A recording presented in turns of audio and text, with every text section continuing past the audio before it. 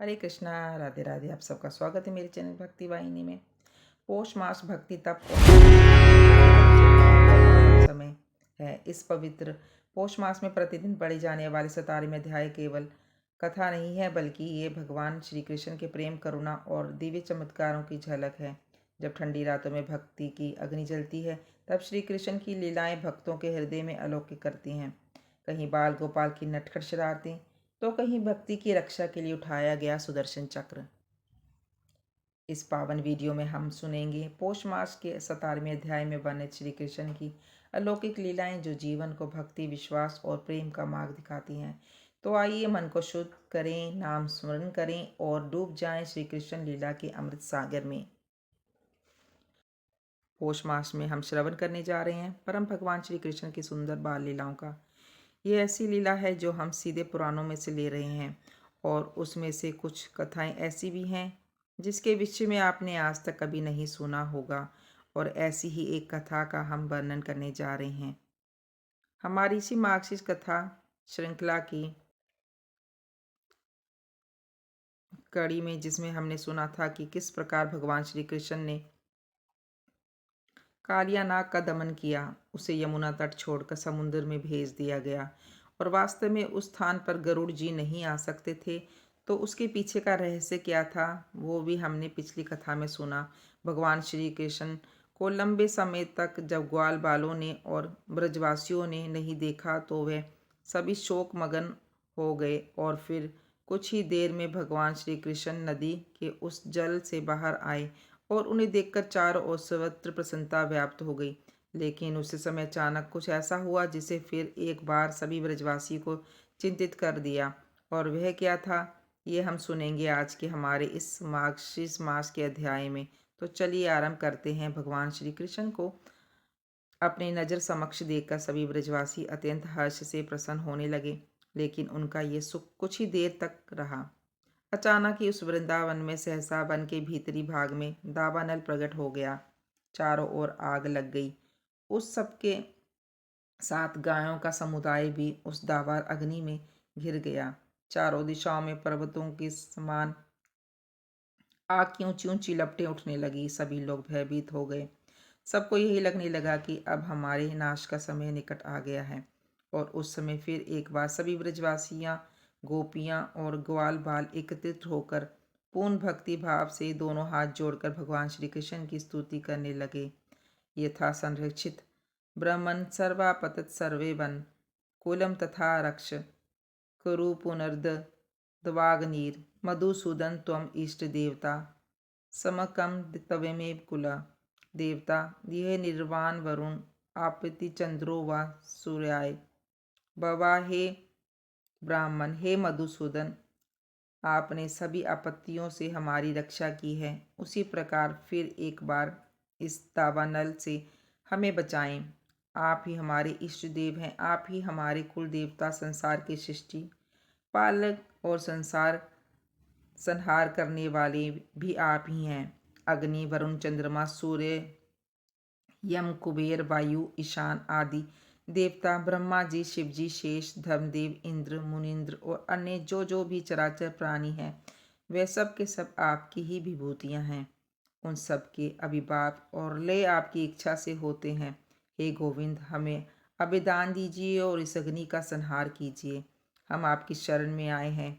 इस प्रकार कहकर वे सभी लोग भगवान श्री कृष्ण के चरण कमल में चिंतन करते हुए वहीं पर रह गए। भगवान श्री कृष्ण की अमृतम दृष्टि उस दावानल के ऊपर पड़ी, और देखते ही देखते वह संपूर्ण दावानल दूर हो गया। और फिर एक बार सभी ग्वाल बाल प्रसन्न होकर नाचने और कूदने लगे। इस कथा को आगे बढ़ाते हुए श्री नारायण ऋषि कहते हैं कि जो भी मनुष्य प्रातःकाल में उठकर इस परम पुण्यतम स्रोत का पाठ करता है, उसे जन्म जन्म में कभी भी अग्नि से कोई भय नहीं रह जाता। शत्रुओं से घिर जाने पर, दावानल में आ जाने पर और भारी विपत्ति पड़ने पर भी इस स्रोत का पाठ करके मनुष्य हर प्रकार के दुखों से छुटकारा पा सकता है। और इसमें कोई संशय नहीं है कि इसका पाठ करने से शत्रुओं की सेना क्षीण हो जाती है, और वह मनुष्य युद्ध में सर्वत्र विजय बनता है। और अंत में भगवान श्री हरि की भक्ति और उनके दास से सुख को पा लेता है। भगवान श्री कृष्ण सभी वृंदावन वासियों की दावानल से रक्षा करने के बाद वे उन सब के साथ अपने गृह में वापस गए। नंद भवन में जाकर महाराज नंद ने आनंद पूर्वक सभी ब्राह्मणों को प्रचुर मात्रा में दान दिया। ज्ञानी वर्ग के लोगों और भाई बंधुओं को भोजन करवाया, नाना प्रकार के मंगल कार्य और हरि नाम संकीर्तन करवाया, ब्राह्मणों द्वारा प्रसन्नता पूर्वक वेद पाठ करवाया और इस प्रकार वृंदावन के घर घर में सभी गोप बाल और ग्वाल कृष्ण चरणारविंद के चिंतन में एकाग्र होकर चित्तपूर्वक रहने लगे। अब एक दिन बलराम जी सहित माधव खा पी रहे चंदन आदि से चर्चित होकर ग्वाल बालों के साथ वृंदावन में गए। वहां पर भगवान ने अपने सभी मित्रों के साथ खेल क्रीड़ा और उतने में उनकी सभी गायें बहुत दूर निकल गईं। उस समय ब्रह्मा जी श्री कृष्ण का प्रभाव नहीं जानते थे और उसे जानने के लिए उन्होंने भगवान श्री कृष्ण और ग्वाल बालों की सभी गायें बछड़ों और ग्वाल बालों को चुरा लिया। तब भगवान श्री कृष्ण को इस बात का पता चला तो उन सर्वत्र योगेंद्र श्री हरि ने अपनी योग माया से पुनः उन सभी ग्वाल बालों सखा गायों और प्राणियों की सृष्टि कर ली। उन्होंने अपने आप को ही विस्तारित कर दिया। उन सभी सब रूपों में दिन भर गायें चराने के बाद भगवान श्री हरि संध्या में बलराम जी के साथ और अपने ही द्वारा विस्तारित किए गए सभी ग्वाल बालों के साथ पुनः अपने घर लौट आए और ये नियम उनका 1 वर्ष तक चलता रहा। वे प्रतिदिन गांव बालों और बलराम जी के साथ यमुना तट पर आते, संध्या के समय लौट जाते। भगवान के इस दिव्य प्रभाव को देखकर ब्रह्मा जी का मस्तक लज्जा से झुक गया। वे भंडीर बट के नीचे जहाँ श्री कृष्ण हरि बैठे हुए थे वहां पर आए। उन्होंने ग्वाल बालों से घिरे हुए श्री कृष्ण को देखा, मानो नक्षत्रों के बीच में पूर्णिमा के चंद्रदेव प्रकाशित हो रहे हों। उस समय गोविंद रतन सिंहासन पर बैठे हुए थे और मंद मंद मुस्कुरा रहे थे। उस परिपूर्ण तम शांत स्वरूप राधाकांत को देखकर ब्रह्मा जी अत्यंत विस्मित हो गए और वे बार बार उनके चरण कमलों में उन्हें प्रणाम करने लगे और उन्हें देखते लगे। उन्होंने अपने हृदय कमल में जिस स्वरूप को देखा था वही उन्हें बाहर भी दिखाई दे रहा था। मूर्ति सामने थी, वहीं पीछे और अगल बगल में भी दिख रही थी। वहां वृंदावन में सब कुछ श्री कृष्ण के ही तुल्य देखकर जगत गुरु ब्रह्मा जी उसी रूप का ध्यान करते हुए वहीं पर बैठ गए। गाय बछड़े बालक लता गुल्म सभी चीजें वृंदावन ब्रह्मा जी को श्याम सुंदर के समान रूप में ही दिखाई देने लगी। अब ये आश्चर्य देखकर ब्रह्मा जी ने फिर से ध्यान लगाया और अब उन्हें संपूर्ण त्रिलोकी श्री कृष्ण के सिवा और कुछ नहीं दिखाई दे रहा था। अचानक वे सोचने लगे, अरे ये है वृक्ष कहाँ गए, कहाँ है ये पर्वत, कहाँ गई पृथ्वी, समुद्र, देवता, गंधर्व, मुनि और मानव कहाँ चले गए, कहाँ है इस जगत का बीज और कहाँ है स्वर्ग, गायें।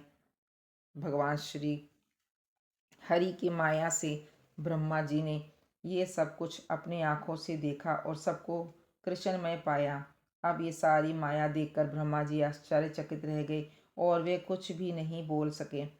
वह सोचने लगे कि अब मैं किस प्रकार स्तुति करूंगा, मेरे मुख से वाणी नहीं निकल रही। इस प्रकार मन ही मन विचार करके ब्रह्मा जी वहीं पर बैठकर तप करने लगे। उन्होंने सुखपूर्वक योगासन में बैठकर दोनों हाथ जोड़ लिए। उनके सारे अंग पुलकित हो गए, नेत्रों से आंसू धारा बहने लगी और वे अत्यंत दीन भाव में आ गए। उसके बाद उन्होंने ईडा सुमनः मध्या पिंगला नलिनी और धुरा इन 6 नाड़ियों को प्रयत्न पूर्वक योग द्वारा बांध दिया। उसके बाद मूलाधार स्वाधीनाष्ट मणिपुर अनाहत विद्युत और अज्ञान इन 6 चक्रों को निबंध किया। फिर कुंडलिनी द्वारा एक एक चक्र का लंघन कराते हुए क्रमशः 6 चक्रों का भेदन करके विधाता उसे ब्रह्मांड में लेकर आए, प्रायः वायु और वहां पर निबंध किया और फिर से क्रमशः हृदय कमल के बीच में नाड़ी के पास ले गए। उस वायु को घुमाकर विधाता ने मध्या नाड़ी के साथ संयुक्त कर दिया और ऐसा करने के निश्चल भाव से आ गए। पूर्व काल में ही श्री हरि ने उन्हें उसका उपदेश दिया।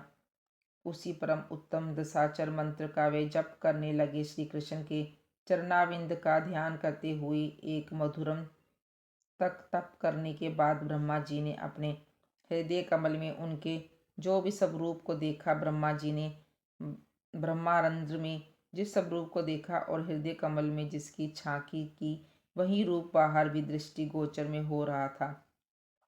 और यह परम आश्चर्य देखकर उन्होंने परमेश्वर की स्तुति करना आरंभ किया। पूर्व काल में एक नवजल में शयन करने के बाद भगवान श्री हरि ने ब्रह्मा जी को एक स्रोत का उपदेश दिया था और उसी स्रोत के द्वारा विधाता ने फिर से भक्ति भाव से मस्तक झुकाकर परमेश्वर का विधिवत स्तंभन करना आरंभ किया। ब्रह्मा जी ने कहा, हे प्रभु, जो सर्वत्र स्वरूप सर्वेश्वर समस्त कारणों के कारण और सबके लिए अनिवार्य है, उस कल्याण स्वरूप श्री कृष्ण को मैं नमन करता हूँ, जिसका श्री विग्रह नवीन मेघमाला के समान श्याम और सुंदर है, जो संपूर्ण जीवों में स्थित रहकर भी उनसे लिप्त नहीं होते, जो साक्षी स्वरूप है, स्वर्ग स्वरूप, सबके बीज रूप, स्वम आत्मा, राम, पूर्ण काम, विश्वासवी और सनातन है, जो सर्व आधार, सब में विचार करने वाले, स्वर्ग आराध्य और सर्व मंगल कारण है, वह उनको नमन करता हूँ। संपूर्ण मंत्र जिनके स्वरूप हैं, जो समस्त संपदा को ही प्राप्ति कराने वाले और श्रेष्ठ हैं, उनके भक्ति का संयोग और वियोग दोनों होता है, जो शक्ति के बीच शक्ति रूप धारी और घोर संसार सागर में शक्तिमता से युक्त हैं, उन भक्त वत्सल कृपालु कर्णधार को मैं नमस्कार करता हूँ, जो संपूर्ण शरीर में शांत रूप से विभिमान है, किसी की दृष्टि पथ में नहीं आते, जो तर्क के अविष्य हैं, ध्याय से वंश में भी नहीं होते, जो नित्य विद्यमान हैं, जो राम मंडल के मध्य भाग में विराजमान होते हैं, गोपांगनी हैं, सदैव जिनकी सेवा करती हैं, उन राधा बल्लभ को मैं नमस्कार करता हूँ। वेदों के जनक और सर्व वेदांग स्वरूप हैं, उन सर्व मंत्र में परमेश्वर को मैं प्रणाम करता हूँ, जो सागर से सारा तर द्रव्य अपूर्व निर्वाचनीय स्वतंत्र और अस्तव है, उस यशोदा नंदन का मैं भजन करता हूँ, जो सुख दुख सुखद दुखद पुण्य दायक शुभ दीप हमेशा को मैं प्रणाम करता हूँ। इस प्रकार स्तुति करने के बाद ब्रह्मा जी ने भगवान की गाय और बालक उन्हें वापस लौटा दिए।